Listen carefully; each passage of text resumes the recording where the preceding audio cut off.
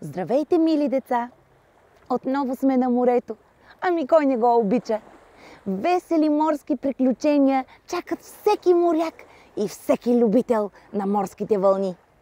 Днес ще ви прочета една приказка от сборника "Картинен свят" с илюстрации на Александър Денков. Славна случка на море. Николай Антонов. Кой не би желал да плава с параход? Та цял живот славни случки да разправя, как, например, дълги дни с урагани се е борил, при което е мърморил: дребна работа, вълни, виждал съм и по-големи.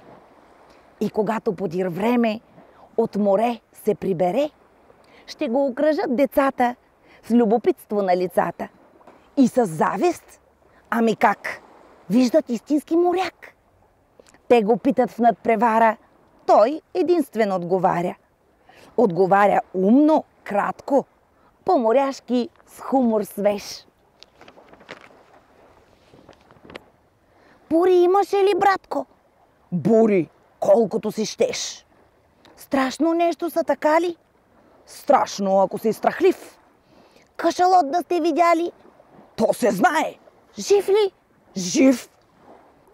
Ами бялото море, като мляко ли е бяло? А червеното море мигър е червено цяло?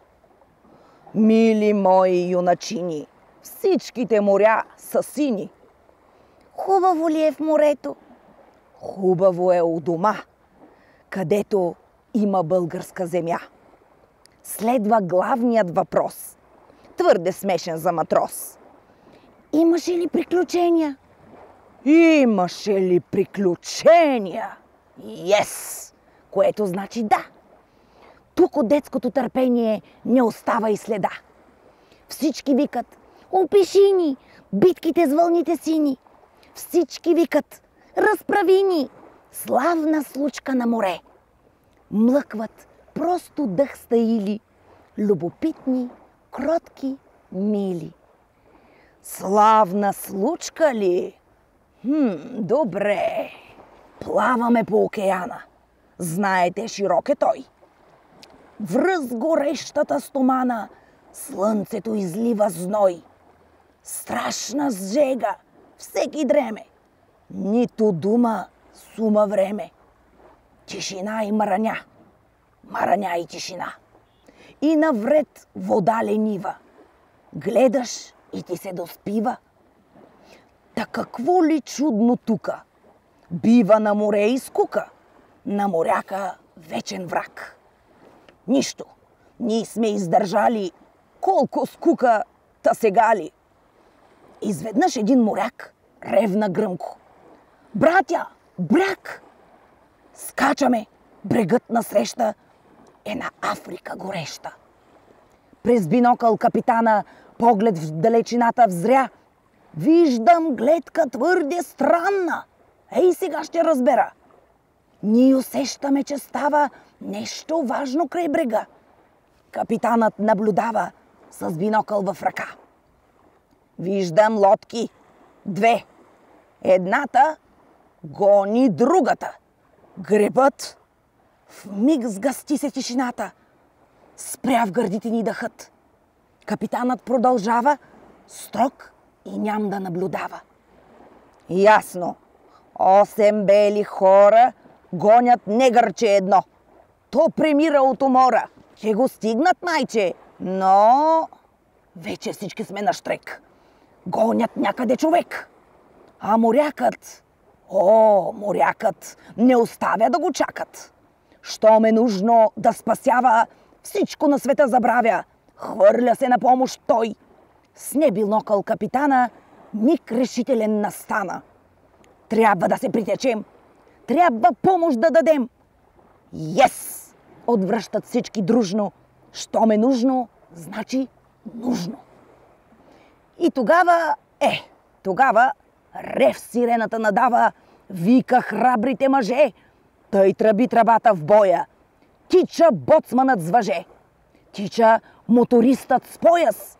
Ала същите моряци на момчето правят знаци. Дръж се, малкият, кураж! Той се казва екипаж. И моторът на часа спря, въздъхвайки да трака. Сякаш рече: ще почакам, ще спася. Лодката с момчето вече е на разкрач два далече. Хвърлят майсторски въжето, изкатерва се момчето, също като че по прът. Запахтяно от отмала и отпуска черна гръд в нашата прегръдка бяла. Малкия, горкия. Той поема дъх на край. Не говори то. Ридай. Аз съм Зимбо. Аз не крия, че избягах от робия. От ония, господа. Те ме биеха с камшици. Те ми ритаха ритници. Пипнат ли ме пак беда? Капитанът приближава. Ес, разбрано, малък мой. Тука стой и не се бой. Тук е българска държава. Ето, че след 2 минути звик доплуват и уния. Кряскат, бълбат клетви люти, вдигат глъшка улелия. Ушким бели са по цвят, а пък черни са от яд. Дайте тоя роб веднага. Дайте Зимбо, тоя роб. Ще го насолим с тояга, та да помни чак до гроб как е тръгнал да избяга. Зимбо целият трепери. Гледа нас и гледа тях. Нас поглежда с доверие, тях с страх. Капитанът се надвеси, сякаш че от връх голям, над онези. И защо да ви го дам? Следват 20 минути, ругатни и клетви люти. Той е черен, той е роб, той посмя да ни избяга, вместо както досега да ни работи. Така ще го насолим с тояга, че да помни чак до гроб. Дайте роба тук, веднага. Капитанът казва не. Следват 15 минути, крясъци и клетви люти. Дайте го за миг поне. Капитанът казва не. Тази палуба, това е част от моята страна. Мога да ви обясня, в случай някой, че не знае, ние не делим на раси гражданите у дома си. Няма черни, няма бели, има лоши и добри. Вам от полза е дори той да бяхте проумели. Следват цели 100 минути, крясъци и клетви люти. Капитанът казва край. Мотористът ход пълен дай. И витлото запремята с водопаден шум водата. Дълго гледахме уния, как ръце размахват с яд. Беше луда олелия, но останаха назад. Зимбо, черното дете, с нежна усмивка бяла, днес у нас живей, расте, България е дала своя въздух и небе, улици да брави, та момчето да забрави как нещастно вчера бе. То сега у нас повтаря тая истина една, че България е най-чудесната страна. Ако някой го попита за какво ще учи, то казва: работа честита има не една, а 100. Не и 100, повтаря то, ами 100 пъти по 100. Може всякакъв да стана, и такъв и онакъв, но влечеме океана. Искам да го видя пак. Ще се уча за моряк.